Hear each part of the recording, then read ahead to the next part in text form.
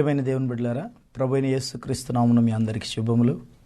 అంత్యకాల వర్తమానం అనే ఈ మా ప్రోగ్రాం ద్వారా మీరు ఆశీర్వదించబడాలని, సత్యం తెలుసుకోవాలని దేవుని యొద్ద మా ప్రార్థన. దేవుడు మిమ్మల్ని దీవించునుగాక. ఈ ఉదయకాలము దేవుడు మన కొరకు సిద్ధపరిచిన లేఖన భాగము లూకాసు వార్త 21వ అధ్యాయము 29 నుండి 33. మరియు ఆయన వారితో ఈ ఉపమానము చెప్పాను. అంజూరపు వృక్షమును సమస్త వృక్షములను చూడుడి, అవి చిగురించుట చూచి వసంతకాలం అప్పుడే సమీపమాయనని మీ అంతటా మీరు తెలుసుకొందరు కదా. అటువలే మీరు ఆ సంగతులు జరుగుట చూచినప్పుడు దేవుని రాజ్యము సమీపమాయనని తెలుసుకొనడి. అవన్నీ జరుగు వరకు ఈ తరము గతింపదని నిశ్చయముగా మీతో చెప్పుచున్నాను. ఆకాశమును భూమియు గతించును గాని నా మాటలు ఏమాత్రమును గతింపవు. ప్రభు ఈ వాక్య భాగమును దీవించునుగాక. తలలు వంచుదాం. పరిశుద్ధుడైన తండ్రి, మీకు వందనాలు. ప్రభా, మేము సత్యము గ్రహించున్నట్లు సర్వసత్యములోనికి నడిపించబడులాగున మీ ఆత్మ సహాయము చేత మీరే మాతో మాట్లాడమని, ప్రతి ఒక్క బిడ్డను ఆశీర్వదించమని, స్వస్థపరచుమని, అభిషేకించుమని యేసుక్రీస్తును నీ నామములో ప్రార్థిస్తున్నాము తండ్రి. ఆమెన్. ప్రియులరా, ప్రభు మిమ్మల్ని దీవించునుగాక. ఈ ఉదయకాలము దేవుడు మన కొరకు సిద్ధపరిచిన లేఖన భాగం అంశము ద ఫిగ్ ట్రీ, అంజూరపు చెట్టు. అంజూరపు చెట్టును గురించినటువంటి ఉపమానము ప్రభు అయిన యేసుక్రీస్తు తన రాకడకు సూచనలో ఒక సూచనగా తెలియజేశాడు. అంజూరపు చెట్టును గురించినటువంటి ఉపమానము మీరు తెలుసుకొనడి అన్నాడు. అంజూరపు వృక్షమును సమస్త వృక్షములను చూడుడి. మరియు ఆయన వారితో ఈ ఉపమానం చెప్పాను. అంజూరపు వృక్షమును సమస్త వృక్షములను చూడుడి, అవి చిగురించుట చూచి వసంతకాలం అప్పుడే సమీపం ఆయనని మీ అంతటి మీరు తెలుసుకొందరు కదా. అటువల్ల మీరు ఈ సంగతులు చూచినప్పుడు దేవుని రాజ్యము సమీపమాయనని తెలుసుకొనడి. యేసుక్రీస్తు రాకడ సమీపమాయనని తెలుసుకొనడి. అంజూరపు చెట్టు అంటున్నాడు. అంజూరపు చెట్టు అనగా మనకు తెలిసిన విధంగా అంజూరపు చెట్టు ఇశ్రాయేలు దేశాన్ని సూచిస్తుంది. అంజూరపు చెట్టు ఆ యొక్క జాతీయ వృక్షముగా ఆ రోజు మరి ఇశ్రాయేలీయులకు నియమించబడింది. అంజూరపు చెట్టును ప్రభు అయిన యేసుక్రీస్తు అంజూరపు చెట్టును శపించిన సందర్భం మీకు గుర్తుండొచ్చు. ఆయన యెరూషలేములో ప్రవేశించినప్పుడు ఒక అంజూరపు చెట్టు దగ్గరికి వెళ్ళాడు. ఆయన ఆకలిగొని ఉండెను. దాని కొమ్మలు ఇలా లేపి చూశాడు, ఆకులు చూశాడు. అన్ని ఆకులే ఉన్నాయి కానీ ఫలములు లేవు. No fruits, only leaves. పచ్చగా నిగనిగలాడుతున్న ఆకులు మాత్రమే ఉన్నాయి, ఫలములు లేవు. ఫలించకుండా ఉన్నారు. చూడడానికి పచ్చగా నిగనిగలాడుతున్నారు, ఆశీర్వదించబడ్డట్టు అన్ని విషయాల్లో సమృద్ధిగా ఉన్నట్టు కనబడుతున్నారు. They are rich in finance and all those things, worldly things. చూడండి, ఆర్థికంగా బాగుండొచ్చు కానీ ఆత్మీయంగా ఎలా ఉన్నావు? ఆత్మీయంగా మనం వెనకబడి ఉంటే ప్రమాదం. దేవుడు ఆ ఫలములు చూస్తున్నాడు. He wants the fruit, not the leaves. ఫలించగలిగినటువంటి ఫలము కావాలి, ఫలము కోరుతున్నాడు ఆయన. మరి ఇక్కడ అంజూరపు చెట్టును చూసి దానిలో ఫలములు లేకపోవడం చూసి వెంటనే దాన్ని శపించాడు. ఇది ఎండిపోవును కాక అన్నాడు. వెంటనే అప్పటికప్పుడు అది ఎండిపోయింది. పచ్చని చెట్టు ఎండిపోయింది. ఎండిపోయిన ఈ చెట్టు మళ్ళీ చిగురిస్తుందని చెప్పాడు. ఎప్పుడు చిగురిస్తుందో కానీ చిగురిస్తుంది. ఆ చిగురించిన దినమున నా రాకడ సమీపంగా ఉంటుంది. అంటే నేను మళ్ళీ యెరూషలేముకు వచ్చేటప్పుడు అది చిగురిస్తుంది అని దాని అర్థం. చూసారా, మళ్ళీ ఆయన రెండవ రాకడలో వచ్చేటప్పుడు ఆ యొక్క అంజూరపు చెట్టు చిగురిస్తుంది. అంజూరపు చెట్టు ఇశ్రాయేలు దేశమే. ఆ దేశం మళ్ళీ దేశంగా ఏర్పడుతుంది. అప్పటి వరకు శపించబడుతుంది, అప్పటి వరకు ఎండిపోతుంది, అప్పటి వరకు అన్ని జనుల కాళ్ళ కింద తొక్కబడుతుంది.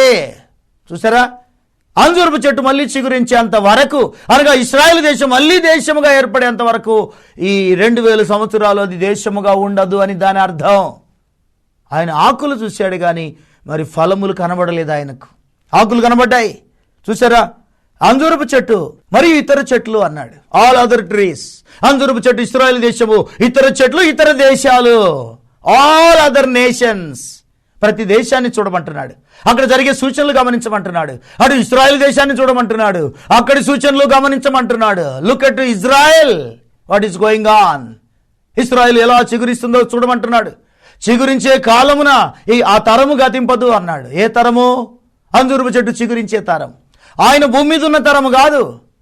ఏ తరములో అంజూరపు చెట్టు చిగురిస్తుందో, అనగా మే 14, 1948 సంవత్సరం గురించి ఆయన మాట్లాడుతున్నాడు.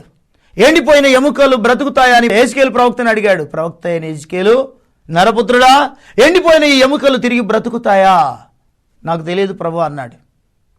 చూసారా, ఎండిపోయినటువంటి ఇశ్రాయేలు దేశం గురించి మాట్లాడుతున్నాను. క్రీస్తు శకం 70వ సంవత్సరంలో యెరూషలేము దండ్ల చేత చుట్టబడింది. రోమా సైన్యాలు టైటస్ చక్రవర్తి ఆధీనములో ఒక సైన్యాధిపతిగా ఉన్నప్పుడు ఆయన యెరూషలేము మీద దాడి చేశాడు. యెరూషలేమును సర్వనాశనం చేశాడు. యెరూషలేము విధ్వంసం చేయబడింది. ఆయనను సిలువ వేసిన కారణాన్ని బట్టి వారు శ్రమల పాలయ్యారు. వారి రక్తం మా మీద, మా పిల్లల మీద ఉండునుగా కానీ వారు కోరుకున్నారు. అదే రక్తం వారి మీద శాపంగా మిగిలిపోయింది. ఆ రక్తం మానవ జాతికి రక్షణ ఇవ్వాల్సిన రక్తం, విమోచన రక్తం. అది గొర్రెపిల్ల వంటి క్రీస్తు రక్తం చేత మనం విమోచించబడ్డాం. నరకము నుండి తప్పించగలిగిన రక్తం అది, పాపమును క్షమించగలిగిన రక్తం. కానీ ఆ రక్తం వారికి శాపంగా మిగిలిపోయింది. యూదా అంటాడు, నేను నిరపరాధ రక్తమును అప్పగించి పాపము చేసి తిని. నిరపరాధ రక్తం అది. అయితే ఇశ్రాయేలీలు ఆ రక్తాన్ని చిందించినందువలన వారి మీద అది శాపంగా నిలిచింది. ఒక రోజుకు 70 నుండి 80 వేల మందిని ఊచకొత్తకొలిచాడు చక్రవర్తి. యెరూషలేము దండ్ల చేత చుట్టబడింది. ఆ రోజు క్రీస్తు 70 సంవత్సరంలో ఒక సంవత్సరం నుండే యెరూషలేములో గొప్ప సూచనలు కనబడ్డాయి. ఆకాశంలో ఒక పెద్ద ఖడ్గం కనబడింది. సంవత్సరం అంతా ఆకాశంలో కనబడిన ఖడ్గం. అంతేకాదు మేఘాల్లో రథాలు గుర్రాలు తిరగడం చూశారు ప్రజలు. రథాలు గుర్రాలు తిరుగుతున్నాయి. ప్రజలకు అర్థం కాలేదు ఇది ఏం జరగబోతుందో. అర్ధరాత్రి దేవాలయపు తలుపులు వాటంతట అవి తెరుచుకున్నాయి. దేవాలయంలో వెలుగు నిలబడింది. సంవత్సరం పాటు ప్రజలు ఆశ్చర్యపోతున్నారు ఏమో జరగబోతుందని. బైబిల్ వేదాంత పండితులు కానీ ఇంకా చరిత్రకారులు ఎవరైనా ఉన్నవాళ్ళు, అలాంటి వాళ్ళు, భవిష్యత్తును చూడగలిగిన వాళ్ళు, ఆ సూచనలు గుర్తుపట్టగలిగిన వారు యెరూషలేము మీదకి ఏదో కీడు రాబోతుందని అనుకుంటున్నారు. ఒక వ్యవసాయదారుని కుమారుడు యెరూషలేమా యెరూషలేమా నీకు శ్రమ అని 7 సంవత్సరాలు అలా పలుకుతూనే ఉన్నాడు. రోడ్లంతా తిరుగుతున్నాడు. 7వ సంవత్సరం అనగా క్రీస్తు 70వ సంవత్సరమున యెరూషలేమా నీకు శ్రమ, యెరూషలేమా నాకు శ్రమ అనే పదాలు వచ్చేసాయి ఆయన లోపల. అప్పటి రాజు ఆయనను కొట్టించాడు. కొరడాలతో కొట్టించిన ఆ మాట పలకడం ఆపలేదు. చివరికి యెరూషలేములో యుద్ధం ప్రారంభమైంది. మందిరం తగలబెట్టారు. పునాదులతో సహా తవ్వేశారు. ఒకవేళ పునాదుల లోపల బంగారం ఉందేమని బయటికి తీశారు. పంచలోహాలు ఏమైనా ఉన్నాయేమో అని. ఆ విధంగా మందిరం నాశనం చేయబడింది. పట్టణం చెదగొట్టబడింది. ఒకటి రోజుకు 70 నుండి 80 వేల మంది ఊచకోత కోయబడ్డారు. యెరూషలేము శపించబడింది, ఎండిపోయింది. అంజూరపు చెట్టు ఎండిపోయింది. ప్రభు చెప్పిన మాటలు జెరూసలేం టెల్ అనే పదం ఆయన వాడినట్టు మరి బైబిల్ పండితులు చెబుతున్నారు. అనగా 70వ సంవత్సరం సరిగ్గా ఆయన ప్రవచించాడు. క్రీస్తు 70వ సంవత్సరం యెరూషలేము దండ్ల చేత చుట్టబడి, శత్రువుల చేత అణిచివేయబడి, అన్యజనుల కాళ్ళ కింద తొక్కబడి ఈ రోజుకు అనగా 1948 మే 14 వరకు ఆ విధంగా అన్యజనుల కాళ్ళ కిందనే ఉంది యెరూషలేము. కానీ అది మళ్ళీ చిగురిస్తుందని ఆయన ప్రవచించిన అదే ప్రవచనం 48లో నెరవేరడం మొదలైంది. మెల్లమెల్లగా ఆకులు ఇశ్రాయేలు దేశానికి, తమ స్వదేశానికి తమ ప్రజలు వస్తున్నారు. ఒకవేళ వాళ్ళు అక్కడ రావాలంటే యుద్ధం జరగాల. వాళ్ళు మొదట ఆ భూమిని స్వాధీనపరచుకోవాలి. దేవుడు ఆ భూమిని వారికి ఇవ్వాలి. అయితే ఆ దేశం అప్పటికి ఇంగ్లాండ్ చేతిలో ఉంది. వారు ఇంగ్లాండ్ చేతిలో నుంచి విడిపించడానికి దేవుడే ఏర్పాట్లు చేశాడు. అనేక అన్యజనుల చేతిలో నుండి చివరికి ఇంగ్లాండ్ చేతికి వచ్చింది. దేవుడు ఇంగ్లాండ్ చేతిలో నుంచి ఇజ్రాయెల్ని విడిపించాడు. ఒక సైంటిస్ట్ ఉన్నాడు. ఆ యుద్ధంలో వారికి కావలసిన 2వ ప్రపంచ యుద్ధంలో మరి ఇంగ్లాండ్ ఓడిపోయే పరిస్థితి వచ్చినప్పుడు ఈ యూదుడైనటువంటి ఒక సైంటిస్టు వారికి కెమికల్ ఫార్ములా కనుక్కొని కుళ్ళిపోయిన కూరగాయల్లో నుండి బాంబులు తయారు చేసే మందును కనుక్కున్నాడు. ఆ మందుగుండు సామగ్రి ద్వారా వాళ్ళు ఇంగ్లాండ్ గెలవడం జరిగేది. గెలిచినప్పుడు వారికి ఆ సైంటిస్ట్ని అడిగారు, మీకు ఏం కావాలి కోరుకోమంటే, ఎంత డబ్బైనా ఇస్తామంటే డబ్బొద్దు కానీ నాకు నా దేశం కావాలి అని అడిగాడు ఆయన. నా ప్రజలు, నా దేశం కావాలి. అప్పుడు కానీ వాళ్ళు వాగ్దానం చేశారు. 46లో వాగ్దానం చేస్తే 48లో నెరవేరిపోయింది. 1948 మే 14 నాడు యెరూషలేము చిగురించడం మొదలైంది. దేశం ఏర్పడింది. ఇశ్రాయేలు దేశం ఏర్పడింది. ప్రపంచంలోని నలుమూలల నుంచి వారిని తీసుకొచ్చే బాధ్యత అమెరికా, ఇంగ్లాండ్ దేశాలు తీసుకున్నాయి. పక్షి రెక్కల మీద వాళ్ళు వచ్చేస్తున్నారు. ప్రవచనం నెరవేరింది. ఆకాశ పక్షుల రెక్కల మీద వారు మోయబడతారన్నాడు. ఆ ప్రవచనం వీరిలో నెరవేరింది. చూసారా, యెరూషలేముకు మరి ప్రపంచంలో చెదిరిపోయినటువంటి యూదులందరూ తీసుకొని రాబడుతున్నారు. ఇప్పటికీ ఇంకా వస్తూనే ఉన్నారు. ప్రస్తుత జనాభా 80 లక్షల సంఖ్య, 80 lakhs. ఇశ్రాయేలీలు ఐగుప్తు నుంచి బయటకు వచ్చినప్పుడు 20 లక్షలు. ఈరోజు వారి సంఖ్య 80 లక్షలు. చరిత్రలో ఇంకా అనేక మంది చనిపోయారు. 2వ ప్రపంచ యుద్ధ సమయంలో కొన్ని లక్షల మందిని హిట్లర్ ద్వారా, ఐక్మెన్ ద్వారా, ముస్సోలినీ ద్వారా చంపబడ్డారు. చూసారా, మరి అంజూరపు చెట్టు చిగురించుట అనే మాట మనం గమనిస్తున్నాం. అంజూరపు చెట్టు చిగురించినప్పుడు నా రాకడ ద్వారము దగ్గరే ఉందని ప్రభు చెప్పాడు. మత్తయి సువార్త 24వ అధ్యాయంలో ద్వారము దగ్గరే, తలుపు దగ్గరే ఉన్నట్టు మీరు గుర్తుపట్టండి. అంటే ఇశ్రాయేలు దేశం ఏర్పడిన రోజు నుండి యేసయ్య రాకడ తలుపు దగ్గరికి వచ్చి ఉన్నట్టుగా కనబడుతుంది. Is just before the door. తలుపు తీస్తే ఆయన కనబడతాడు, అంత దగ్గరికి వచ్చేసింది. అంటే సంఘకాలాన్ని బట్టి చూస్తే ఈ లౌకిక సంఘకాలంలో చివరి దశలో ఉన్న మనకు ఒక బ్లేడ్ బట్టి అంత సందు కూడా లేదు. అంత తక్కువ కాలంలో మనం ప్రభు దగ్గర ఉన్నాం. ప్రభు రాకడ కొరకు ఎదురు చూస్తున్నాం. We are just before coming of the Lord. ప్రభుని యేసుక్రీస్తు ఆ రహస్య రాకడలో వచ్చి తన వధువును కొనిపోయే ఆ చివరి గడియలో మనం ఉన్నాం ఇప్పుడు భూమి మీద. మహా అద్భుతం. ఎన్నో సంఘకాల చరిత్ర, 7 సంఘకాలాల చరిత్ర అయిపోయింది. 7వ సంఘకాలం యొక్క ముగింపులో మనం ఉన్నాం. చూసారా, అంజూరపు చెట్టు చిగురించవలసి ఉన్నదని ప్రభువే చెప్పాడు ఆ రోజు. అది చిగురించినప్పుడు నా రాకడ తలుపు దగ్గరే, ద్వారం దగ్గరే ఉందని తెలుసుకోండి. అది దేవుని రాజ్యము సమీపమాయనని గుర్తుపట్టండి అన్నాడు. దేవుని రాజ్యం అంటే మిలేనియం, 1000 ఏళ్ళ పరిపాలన. 1000 ఏళ్ళ పరిపాలనకు ఈ యొక్క రాకడ ఒకటే మరి అసలైన సూచన. ప్రభు రావాలి, వధువును కొనిపోవాలి. భూమి మీద శ్రమకాలం ఒక 3.5 సంవత్సరాలు. అది దాటిన తర్వాత భూమిని శుద్ధి చేసి భూమి మీద 1000 ఏళ్ళ పరిపాలన స్థాపించబోతున్నాడు. యెరూషలేములో ఆయన రాజుగా, రాజులకు రాజు, ప్రభుగా రాబోతున్నాడు. King of kings, lord of lords. ఈ రోజు భూమి మీద ఎంతో మంది రాజులు ఉన్నారు. వాళ్ళందరికీ ఒక్కడే రాజుగా ఉండబోతున్నాడు. యేసుక్రీస్తే. యేసుక్రీస్తు రాజుగా ఉండబోతున్నాడు. యేసుక్రీస్తు దేవతలకు దేవుడు, రాజులకు రాజు, ప్రభువులకు ప్రభు అని ప్రకటన 19:16లో రాయబడింది. సర్వలోకమునకు ఆయన రాజు అయి ఉన్నాడు. ఈరోజు ప్రపంచానికి యెరూషలేము ఎంత చులకనగా ఉంది. చిన్న దేశమని, దాని చుట్టూ ఉన్న దేశాలు శత్రు దేశాలుగా మారి ఎప్పుడు యెరూషలేము మీద దాడి చేద్దామని చూస్తున్నారు. కానీ దాన్ని ఏమీ చేయలేరని బైబిల్ చెబుతుంది. ఎవ్వరూ ఏమీ చేయలేరు. యెరూషలేమును ఎత్తి మోయాలని, సహాయపడాలని చూస్తే కూడా దేవుడు ఆ యెరూషలేమును బరువైన రాయిగా చేసి ఆ సహాయపడే వారి మీద అది ఎత్తేస్తాడట. వాళ్ళు అణిగిపోతారు. అంటే యెరూషలేముకు సహాయం చేయడానికి మనుషులు అక్కర్లేదు, దేవుడే సహాయం చేయాలి. చూసారా, దేవునికి మహిమ కలుగును గాక. అంజూరపు చెట్టు చిగురించినప్పుడు నా రాకడ సమీపముననే, ద్వారం దగ్గరే ఉందని మీరు తెలుసుకోమంటున్నాడు. అంజూరపు చెట్టు ఇశ్రాయేలు దేశమే, అది చిగురిస్తుంది. అది ఎండిపోయింది కానీ చిగురిస్తుంది. ఎండిపోయిన ఎముకలు బ్రతుకుతాయి. నరపుత్రుడా, ఎండిపోయిన ఈ ఎముకలు బ్రతుకగలవా? ప్రభువా, నాకు తెలియదు. I don't know lord, I don't know. నాకు తెలియదు. ప్రవచనం ఎత్తి చెప్పు, ఎండిపోయిన ఎముకలు కూడా బ్రతుకుతాయని చెప్పు. యెహెజ్కేలు ప్రవచించాడు. ఎండిపోయినటువంటి ఇశ్రాయేలు దేశం మళ్ళీ చిగురించడం మొదలుపెట్టింది. అనగా యెహెజ్కేలు గ్రంథం 37వ అధ్యాయము నెరవేరింది. 37వ అధ్యాయం మొదటి 3 వచనాల్లో ఎండిపోయిన ఎముకలు బ్రతుకుతాయా? బ్రతికాయి. 10వ వచనంలో చూస్తే ఓ విస్తారమైన సైన్యముగా వచ్చి నిలబడ్డాయి. లోయలో పడిపోయినటువంటి చల్లా చెదరైపోయినటువంటి ఎముకలంటే ఎముకలని కాదు, చనిపోయిన ఇశ్రాయేలీలు, చెడిపోయినటువంటి ఇశ్రాయేలు, అన్ని జనులు కాళ్ళ కింద తొక్కబడినటువంటి ఇశ్రాయేలు ఈరోజు సైన్యముగా నిలబడింది. ప్రపంచంలో ప్రతి దేశాన్ని సవాలు చేయగలుగుతుంది. దేవుని హస్తమాక ఆ దేశం మీద సంవత్సరం ఆది నుండి సంవత్సరం అంతం వరకు ఉంటుందని చెప్పాడు. యూదుల మీదనే అంత కనుదృష్టి ఉంటే ఆయన వధువుగా ఏర్పరచుకొని అన్ని జనుల్లో నుండి బయటికి తీసిని తన ప్రాణం పెట్టి గొర్రెపిల్ల పెళ్లి విందుకు పిలువబడుతున్న ఆ వధువు కొరకు ఇంకెంత ప్రాధాన్యత కలిగి ఉన్నాడో. Is very much interested in his braid. ఆయన తన వధువు కొరకు ఈ లోకమంతటిని సిద్ధపరుస్తున్నాడు, వధువు కొరకు సిద్ధం చేస్తున్నాడు. లోకంలో ఉన్న సకల జనులలో నుండి ఆయన పెళ్లి కుమార్తెను సిద్ధపరుస్తున్నాడు. యేసుక్రీస్తు నామమున రక్షణ పొందేవారు వధువుగా ఉండబోతున్నారు. ఆ నామమున బాప్తిసం పొందిన వారు వధువు అవుతున్నారు. దేవుడు ఒక్కడే, ఆయన పేరు యేసుక్రీస్తు. అబ్రాహాము, ఇస్సాకు, యాకోబుల దేవుడు, యెహోవా అని పిలువబడిన ఆ మొదటి నుండి ఉన్న దేవుడు, ఆది నుండి అంతమై ఉన్నవాడు ఆయనే దేవుడు ఒక్కడే, ఆయన పేరు యేసుక్రీస్తు. ఆయన మొదటివాడు, కడపటివాడు, జీవించువాడు, యుగ యుగాలు సజీవుడై ఉన్నాడు. చూసారా ప్రియులరా, ఎండిపోయిన ఎముకలు కూడా బ్రతికించగలిగిన దేవుడు మన దేవుడు. ఎండిపోయిన జీవితాలను ఆయన బాగు చేయగలడు. పడిపోయిన వారిని లేవనెత్తగలడు. గుండె చెదిరిన వారిని బాగు చేయగలడు. అరిచే పిల్ల కాకులకు ఆహారం ఇచ్చేవాడు కూడా ఆయనే. ప్రాకు ప్రతి పురుగు యొక్క ఆకలి తీర్చేవాడు ఆయన. సృష్టికర్త అయిన దేవుడు.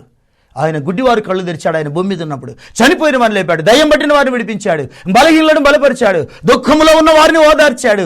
ఈ రోజుకు ఆయన సేవకుల ద్వారా, ఆయన పరిచర్య ద్వారా కూడా అదే కొనసాగిస్తున్నాడు. Still is alive. ఆయన ఇంకా సజీవుడై ఉన్నాడు. ఆయన నిన్ను విడిపించువాడు, నడిపించువాడు, నీ బంధకాల నుంచి విడిపించువాడు ఆయనే. నీకు అసాధ్యము కావచ్చు కానీ దేవునికి సమస్తము సాధ్యమే. మనుషులకు అసాధ్యం, వ్యాధులు మనుషులకు అసాధ్యం, పరిస్థితులు మనుషులకు అసాధ్యం, కానీ దేవునికి సమస్తము సాధ్యమే. నీవు నమ్మితే దేవుని మహిమ చూస్తావు. లాజరు యొక్క అక్క మార్త దేవుని యొక్క మహిమను నమ్మింది. ఆమెతో ఆయన అన్నాడు, నువ్వు నమ్మితే దేవుని మహిమను చూస్తావు అన్నాడు. ఆమె నమ్మింది. రండి సమాధి దగ్గరికి వెళ్దామన్నారు. లాజరు సమాధి దగ్గరికి వెళ్ళి ఆయన మనిషిలాగా ఏడ్చాడు.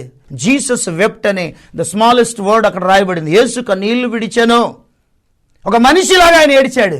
కానీ సమాధి దగ్గరికి పోయి లాజరు బయటికి రా, ఒక మాట పలకగానే ఆయనలో ఉన్న జీవము ఆ మృతుని లోపలికి వెళ్ళిపోయింది. లాజరును సమాధిలో నుంచి బయటికి తెచ్చింది. ఆయన దేవుడై ఉన్నాడు. ఏడ్చినప్పుడు మానవుడై ఉన్నాడు. సమాధిలో నుంచి లాజరును పిలిచినప్పుడు దేవుడై ఉన్నాడు. దేవుడు మానవుడని రెండు పాత్రలు ఒకేసారి పోషిస్తున్నాడు. అందుకే ప్రజలకు అర్థం కాలేదు, శాస్త్ర పరిశీలకు అర్థం కాలేదు, ఆయన ఇప్పటికీ చాలా మందికి అర్థం కాలేదు. కేథలికులు బాలయేసు అంటున్నారు, ప్రొటెస్టెంట్లు దేవుని కుమారుడు అంటున్నారు, బైబిల్ ఆయనను దేవుడు అని చెబుతుంది. God almighty. రోమపత్రిక 9:5 ఈయన సర్వాధికారి అయిన దేవుడై ఉండి నిరంతరము స్తోత్రార్హుడై ఉన్నాడు. చూసారా, ఈయన సర్వాధికారి అయిన దేవుడు అనగా ఇంగ్లీష్లో గాడ్ ఆల్మైటీ, సర్వాధికారి అయిన దేవుడై ఉన్నాడు. లూకా 1:37 ఆయన అంటున్నాడు, మనుషులకు అసాధ్యమే కానీ దేవునికి సమస్తము సాధ్యము.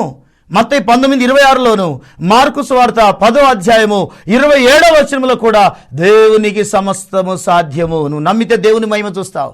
నీ జీవితంలో ఎన్ని ఎండిపోయిన పరిస్థితులు ఉన్నాయో వాటన్నిటి నుంచి నీకు బయట విడుదల వచ్చేస్తుంది. ప్రభువు నామమున, యేసుక్రీస్తు నామమున గొప్ప విడుదల ఉంది. A great deliverance is there in the name of Jesus Christ. ఎండిపోయిన జీవితాలు బ్రతుకుతాయి, బాగు చేయబడతాయి. స్వస్థత, అద్భుతాలు, సూచక్రియలు, ఆశ్చర్య కార్యాలు సాధ్యమే.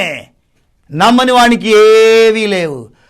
స్వస్థతలు లేవు, అద్భుతాలు లేవు, సూచక్రియలు లేవని గుడ్డి వారికి ఏవి కనబడవు. బైబిల్ చూసేవానికి కానీ చూడని వానికి కాదు. అక్షరాలు చదివేవానికి కానీ చదువు రాని వానికి కాదు.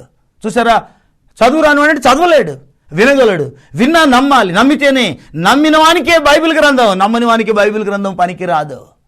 నమ్ముట నీ వలనైతే నమ్మువానికి సమస్తము సాధ్యము.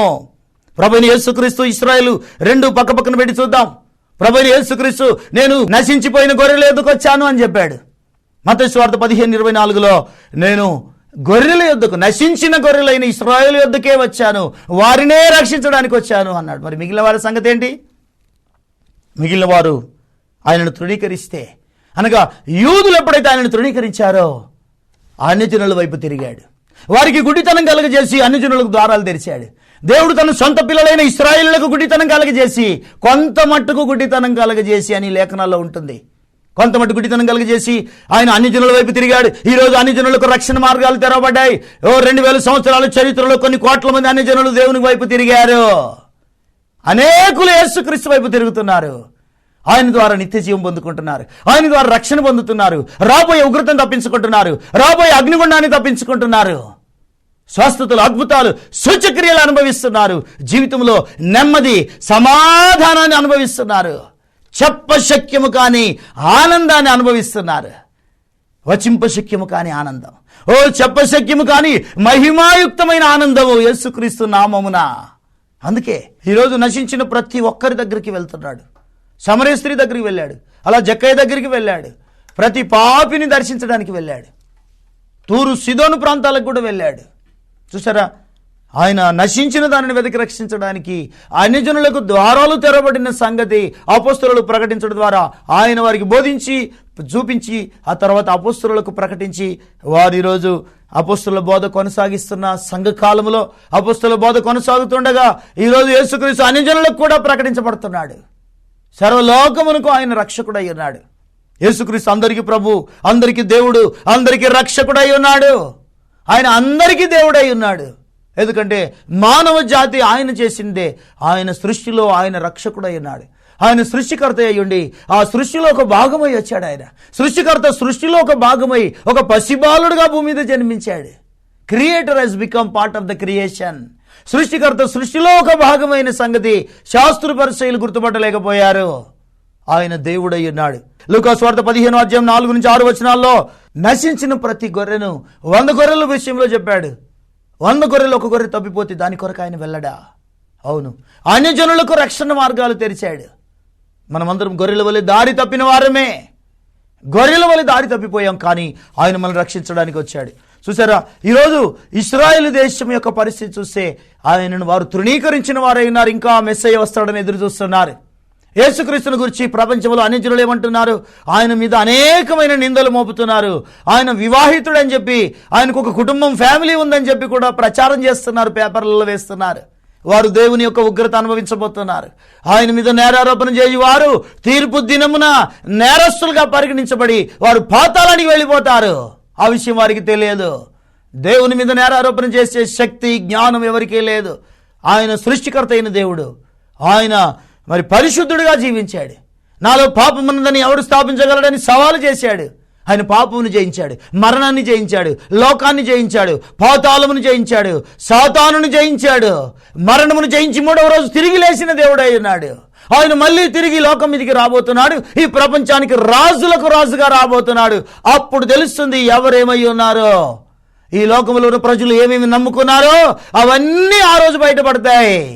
సింహాసనం మీద, అదే యెరూషలేములో సింహాసనం మీద కూర్చొని రాజులకు రాజుగా, ప్రభులకు ప్రభుగా 1000 ఏళ్ల పరిపాలన చేస్తున్నప్పుడు, నీతి రాజ్య స్థాపన జరిగించినప్పుడు, దేవుని రాజ్యం భూమి మీద స్థాపించబడ్డప్పుడు అప్పుడు తెలుస్తుంది యేసుక్రీస్తు నిజమైన దేవుడని. అప్పుడు ఎవరేం చేసిన ప్రయోజనం లేదు. అప్పుడు ఎవరేమీ చేయలేరు. ఎందుకంటే రక్షణ ద్వారాలు మూయబడుతున్నాయి. సంఘం ఎత్తబడే రోజు వరకే, అనగా వధువు ఎత్తబడే రోజు వరకే ఈ యొక్క రక్షణ కాలం అన్యజనులకు. తర్వాతకి రక్షణ కాలం ఉండదు. ఎవ్వరు రక్షణ పొందే అవకాశం లేదు. రక్షణ పొందాలంటే ఒక యూదులకు మాత్రం శ్రమ కాలంలో రక్షణకు అవకాశం ఉంది. అది కూడా 1,44,000 మంది మాత్రమే రక్షణ పొందబోతున్నారు. ఇంకా మిగిలిన వారికి రక్షణకు ద్వారాలు మూయబడుతున్నాయి. చూసారా, సమయం ఉండగానే ఇప్పుడే ఈ క్షణమే ప్రభుని మనం తెలుసుకుందాం. అటు యెరూషలేము మీద దాడి చేయడానికి ప్రపంచంలోని అన్ని దేశాలను దేవుడు పిలుస్తున్నాడు. ఇంకొక వైపు క్రీస్తు విరోధి ఆ యెరూషలేములో, ఆ మందిరంలో నేనే దేవుడని చెప్పుకునే స్థితి వస్తుంది. క్రీస్తు విరోధి రాబోతున్నాడు. The man of sin, the son of perdition, మన పాప పురుషుడు, నాశనపుత్రుడు, దేవుని కంటే ఎక్కువగా తను తాను ఇచ్చించుకొని ఏది దేవుడని ఆరాధించబడుతున్నదో, అనగా యేసుక్రీస్తును పక్కకు పెట్టేసి నేనే దేవుడిని ప్రజలను నమ్మించి ఒప్పించే వ్యక్తి రాబోతున్నాడు. ఆ వ్యక్తి క్రైస్తవ ప్రపంచానికి అధిపతిగా ఉన్నాడు. ఆ వ్యక్తి రేపు క్రీస్తు విరోధిగా బయలుపరచబడబోతున్నాడు. మొట్టమొదటి యాంటీ క్రైస్ట్ క్రీస్తు విరోధిగా సంఘంలో ప్రవేశించాడు. అబద్ధ ప్రవక్తగా కొనసాగుతున్నాడు, ఫాల్స్ ప్రాఫెట్. నెక్స్ట్ ఫ్యూచర్లో క్రూర మృగములాగా బయటికి రాబోతున్నాడు. క్రూర మృగము, ప్రకటన గ్రంథము 13వ అధ్యాయం, ప్రకటన గ్రంథము 17వ అధ్యాయం చదవండి. క్రూర మృగమును గురించిన ప్రతి డేటా బయటికి వస్తుంది. యాంటీ క్రైస్ట్ ప్రపంచంలో ఉన్న ప్రతి దేశాలన్నీ కూడా యెరూషలేము మీద దాడి చేయబోతున్నాయి. జకర్యా గ్రంథం 14వ అధ్యాయం 1వ వచనంలో ఆ మాటలు రాయబడి ఉన్నాయి. ప్రపంచాన్ని దేవుడు యెరూషలేముకు పిలుస్తున్నాడు. అందు మీద దోచబడిన సొమ్ము పట్టణములోనే విభాగింపబడును. ఏలైనగా యెరూషలేము మీద యుద్ధం చేయుటకు నేను అన్యజనులందరినీ సమకూర్చబోచున్నాను. పట్టణము పట్టబడును, ఇల్లు కొల్లపెట్టబడును, స్త్రీలు చెరపబడుదురు, పట్టణములో సగం మంది చెరపట్టబడిపోవుదురు. అయితే శేషించువారు నిర్మూలము కాకుండా పట్టణములో నిలుతురు. అప్పుడు యెహోవా బయలుదేరి తాను యుద్ధకాలమున యుద్ధము చేయు రీతిగా ఆ అన్యజనులతో యుద్ధము చేయును. ఆ దినమున యెరూషలేము ఎదుట తూర్పునున్న ఓలివ కొండ మీద ఆయన పాదములుంచగా, ఓలివ కొండ తూర్పు తట్టును పడమ తట్టునకును నడిమికిని విడిపోయి సగము కొండ ఉత్తరం తట్టు, సగము కొండ దక్షిణపు తట్టునకును జరుగును గనుక విశాలమైన లోయ ఒకటి ఏర్పడును. యెహోవా అంటున్నాడు. ఎవరు వస్తున్నారు? ఆ రోజు యేసుక్రీస్తు వస్తున్నాడు. ప్రవచనం ఏం చెబుతుంది? యెహోవా అని చెబుతుంది. వచ్చేది ఎవరు? యేసుక్రీస్తు. అంటే యెహోవాయే యేసుక్రీస్తు అని తేటగా అర్థమవుతుంది అక్కడ. ఇంకా 9వ వచనం చూడండి. యెహోవా సర్వలోకమునకు రాజు అయ్యుండును. జకర్యా 14:9. ఆ దినమున యెహోవా ఒక్కడే అనియు ఆయనకు పేరు ఒకటే అనియు తెలియబడును. దేవుడు ఒకడే, ఒక్క పేరే ఉండబోతుంది. ఒకటి కంటే ఎక్కువ బిరుదులు కూడా ఉండవు. ఇక there is only one God, one name, no more titles. ఇక బిరుదుల్లో పిలువబడే అవకాశం లేదు. ఒక్క దేవుడిగా ఉండబోతున్నాడు ఆయన. యెరూషలేము మీదకి యుద్ధ సైన్యాలు రాబోతున్నాయి. వాళ్ళందరూ దాడి చేస్తారు. అయితే దేవుడే స్వయంగా యుద్ధ భూమిలో ఖడ్గము చేతబట్టి ఆయన యుద్ధం చేయబోతున్నాడు. అన్ని జనులందరూ ఆ ఖడ్గానికి బలి కాబోతున్నారు. దేవుడు ప్రవచించిన ప్రతి ప్రవచనం నెరవేరుతుంది. యెరూషలేము కేంద్రముగా ప్రపంచానికి క్యాపిటల్ సిటీగా చేయాలనేది దేవుని యొక్క ఉద్దేశము. ఈరోజు యెరూషలేము నామం పేరు కూడా లేకుండా చేద్దామని అన్ని జనులు ప్రయత్నం చేస్తున్నారు. బట్ దేవుడు ప్రభువైన యేసుక్రీస్తు తన ప్రజలైన యూదుల పక్షముగా, ఎందుకంటే వధువు ఎత్తబడిన తర్వాత అన్య జనులలో నుండి ఆయన అన్య జనుల వైపు నుండి యూదుల వైపు తిరగబోతున్నాడు. యూదుల వైపు తిరిగి వారికి రక్షణ నియమించబోతున్నాడు. 1,44,000 మంది వారు రక్షించబడబోతున్నారు. చూసారా, మోషే ఏలీయాల పరిచర్య ద్వారా 1,44,000 మంది యూదులు రక్షణ పొందబోతున్నారు. ప్రభువైన యేసుక్రీస్తు భూమి మీద తన రాజ్యము స్థాపించబోతున్నాడు. దేవునికి మహిమ కలుగును గాక. ప్రియులారా, ఆయన రాకడ తలుపు దగ్గరే, ద్వారం దగ్గరే ఉన్నది. ఎండిపోయిన నీ జీవితం, నీ కుటుంబం కూడా బాగు చేయబడుతుంది. Come to the Lord. ప్రభు దగ్గరికి రా. ఆయన యుద్ధ అన్నీ ఉన్నాయి. మనము ప్రభు రాకడ కొరకు సిద్ధపడుతున్నాం. ఎత్తబడే దినం కొరకు సిద్ధపడుతున్నాం. అనుచరుల్లో నుంచి వధువును సిద్ధపరిచి ఆ వధువును వాక్యము వధువుగా మార్చి ఎత్తబడే దినం కొరకు సిద్ధపరుస్తున్నాడు. మీరు దేని మీద మనసు ఉంచారో నాకు తెలియదు, కానీ మీరు క్రీస్తుతో కూడా లేపబడిన వారైతే పైనున్న వాటిని వెదకండి. దేవుడు మిమ్మల్ని దీవించును గాక. పరిశుద్ధుడైన మా తండ్రి, మీకు వందనాలు. ప్రకటించబడిన వాక్యం, ప్రత్యక్షపరచబడిన వాక్య మర్మమును బట్టి మీకు వందనాలు. యెరూషలేము అంజూరపు చెట్టు, ఈ అంజూరపు చెట్టు చిగురించుట కార్యం జరిగిన దినం నుండి నీ రాకడ తలుపు దగ్గరే, ద్వారం దగ్గరే ఉందన్నావు నాయన. ఆ దినం కొరకు మా ప్రియులందరినీ మీరు సిద్ధపరచండి. ఎవ్వరు కూడా తప్పిపోవద్దు నాయన. అందరూ, ప్రతి కుటుంబమును రక్షణ పొందాలి. ప్రతి సంఘం ఎత్తబడాలి, వధువుగా ఎత్తబడాలి. సహాయం చేయమని యేసుక్రీస్తును నీ నామములో ప్రార్థిస్తున్నాము తండ్రి. ఆమేన్. లోకము పాపముతో నిండిన తరుణమిది, లోతు దినములను పోలిన దినములివి.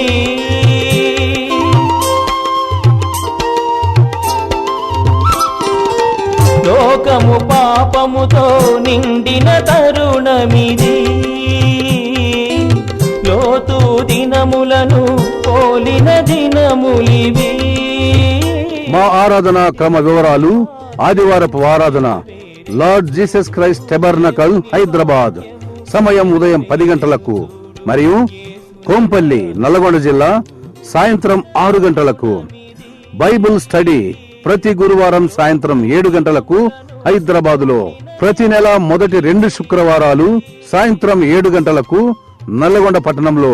ప్రతి నెల చివరి 2 శుక్రవారాలు సాయంత్రం 7 గంటలకు నార్కట్పల్లి, నల్గొండ జిల్లా. విజ్ఞాపన ప్రార్థన హైదరాబాదులో ప్రతి మంగళవారం సాయంత్రం 7 గంటలకు. మరిన్ని వివరాలకై సంప్రదించండి 94032938. దేవుని వాక్యము నెరవేరెను చూడు యేసుని రాకడకు. ఇవి యేసు సూచనలు.